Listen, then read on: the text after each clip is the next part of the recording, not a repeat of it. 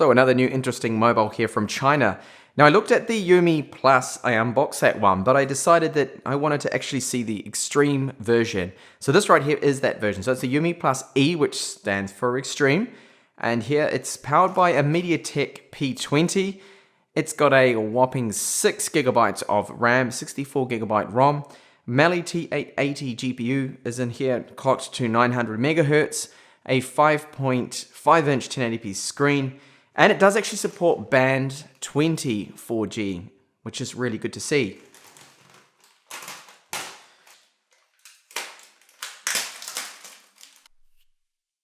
Okay, so the box looks just like the box of the UMI Plus. They're very similar mobiles. They share the same design. It's just the internals that are different. So it comes with a pre-applied screen protector, you can see there. Now down the bottom is a fingerprint reader, Type-C port, microphone, loudspeaker, or that actually could be the loudspeaker there. I'm not too sure which one it is, but they make that symmetrical. Even though it does look like it has two loudspeakers, it definitely does not.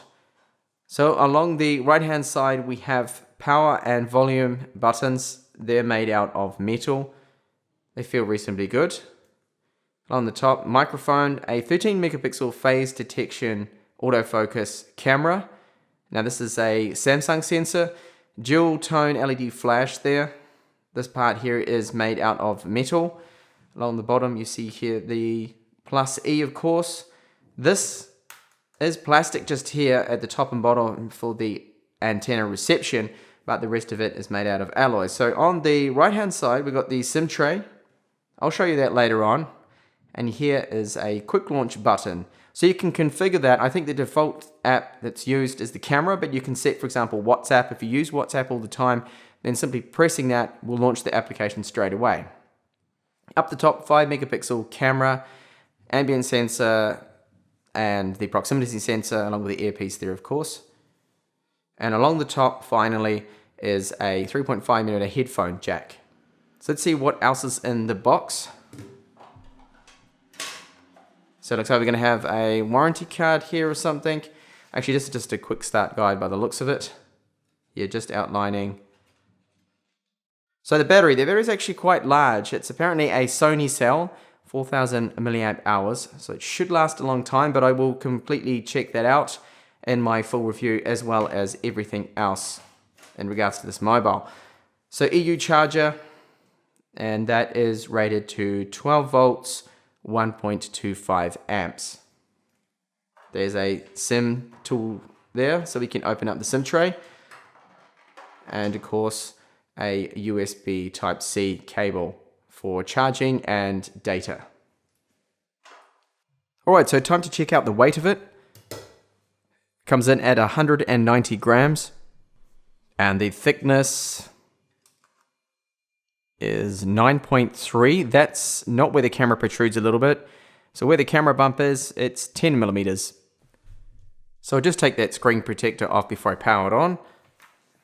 And now the glass on top of it is Gorilla Glass 3, and it does have 2.5D edges, so nice rounded edges on there. So it isn't too bad looking there, and the bezels aren't that large. So let's boot it up.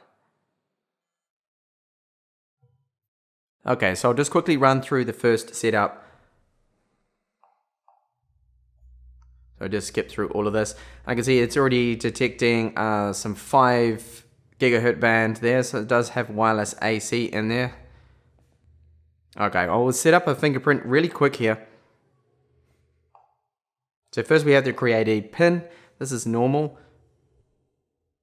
My super secure password that I always use that no one's going to guess, of course. Okay, so let's try setting that up. Whoop, I wanted to use it on the rear, but no, it's right at the front here. So I'm going to use my thumb. I'm so used to having rear fingerprint readers. Okay, so I think that's about 10 times. And you can also add another. So I could actually add the same finger again, and just to make sure it's going to work every single time, just move my thumb around a little more. Okay, that's done. I will test how that works later on. But you can see the screen actually just looks quite nice. Good blacks on there. It's a sharp panel, 1080p. So I'm just going to lock it, and we'll try unlocking that. Okay, so it wants my PIN first for some reason. Lock. And then it unlocks. Okay, not the fastest, but I'll check and see if there are any over-the-air updates. Normally UMI does push out quite a few. They're onto it when it comes to bug fixes and things like that. So here we have a stock Android, which really appeals to a lot of people that are tired of heavy, bloated launches. So really good. No bloatware, none that I can see whatsoever. So it's got FM radio in there. It does have hardware FM. And no bloatware. Standard Google kind of apps there. So have a look and see what version we're on. So it's Android 6.0.1. And you can see the Helio P20, 8 cores there with a maximum turbo of 2.3. So and also have a look, at the free amount of storage we have under storage. So storage and USB. We have used 11 gigabytes. So that's giving us approximately 53 gigabytes free there, which isn't too bad. Of course, you can expand upon that with a micro SD card. So we have 4.6 gigabytes free, which is a huge amount. And considering this should be quite lightweight, having a stock ROM on here and not taking up all the memory. So the way the hybrid SIM tray is set up is you can use either 2 micro SIMs or like I have it here configured with a micro SD card and then use the SIM card. Now that SIM can also be set up as a portable storage or the internal storage, so you can save your apps and things onto your SD card there. Just a quick look at the screen brightness. So that's 100% and then right down dim, which dims down to a reasonable level, making it look like that will be ideal for nighttime use. So have a look now at the stock camera application. So right now I'm in video mode and the resolution goes all the way up to 4K that we can record in. So that's good to see. There's a few options in there. We've got high dynamic range. You can control the flash as well. And it will swap over to the front facing camera. Photo mode here. There's a range of settings there that we can tweak and change. And Pro Photo, which is the Pro mode. So you can control the white balance, ISO, exposure, the color balance there. Quite a few settings we're able to tweak there. And you see it pops up into this menu, which looks very similar to what I remember on the Windows phones in that Pro mode.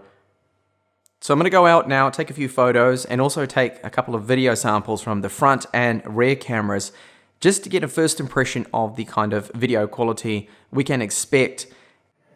So the rear camera can shoot up to 4K. Now if you don't have that setting available, it's because you need to update to the latest firmware. Once you do that, then you can record in 4K.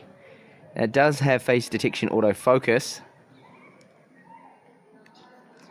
although it seems to be rather slow at times. You can see now it's just got the lock. At least it is working. You can also tap to focus if you want to override that. So no optical or digital image stabilization, and that's to be expected in this price range. This right here is the council building of Denia.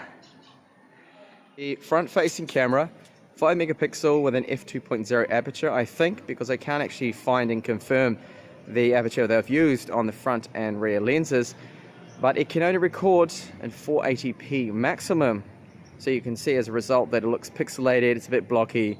Front-facing video camera quality is not really that good, and I have seen a lot better in this price category.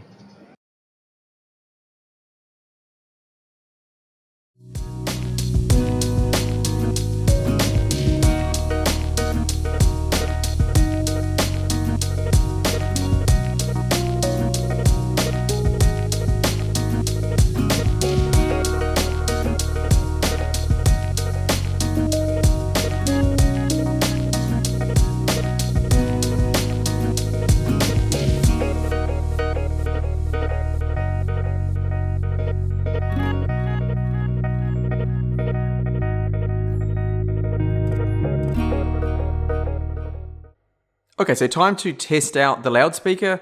I'm just going to play a quick track here from Carbon-Based Lifeforms. Let's have a listen to how it sounds.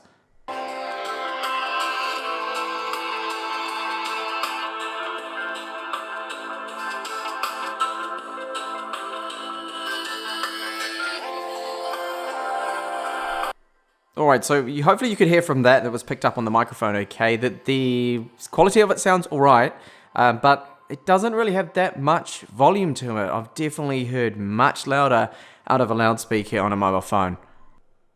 So there were a couple of wireless updates I had to apply. Two of them. One of them was really quite big, about 930 megabytes.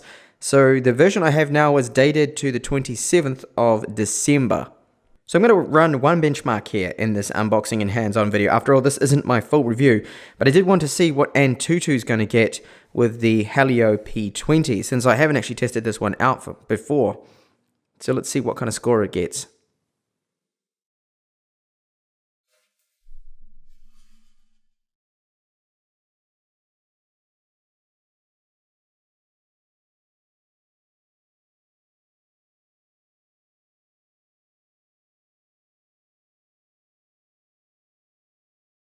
Alright, so there's the score there, 62,000. That's actually less than a Snapdragon 650, for example. So the phone does have hardware navigation keys. We have back, home, and then the menu key here. Holding down brings up your task manager, recent apps. You can go along and kill all of those, of course. Now, if you don't like that, then you can use software buttons too. So software navigation keys, back, home, recent apps there. And you are able to tweak that in the settings to your own liking. So if you want to reverse them around, you can actually do that. Those are found just under the navigation bar setting in the settings menu. So just below the SIM tray is that quick shortcut button. And you can configure that to whatever app you like, as mentioned in the start. So it's set to the camera, so simply tapping that will launch the camera, which is probably what I will leave it at. And if you hold that button down, it now puts the mobile into silent mode. Holding it down again brings it out. So it's useful. So that's the UMI Plus E there with its MediaTek Helio P20, 6 gigabytes of RAM, and overall first impressions, just like the UMI Plus, the build of it is good, but we do have a little bit of plastic on the top and bottom. Otherwise, the screen is really quite nice, very bright, sharp, 5.5-inch panel that is actually made by Sharp. And we've got a very large battery in there too, 4,000 milliamp hours.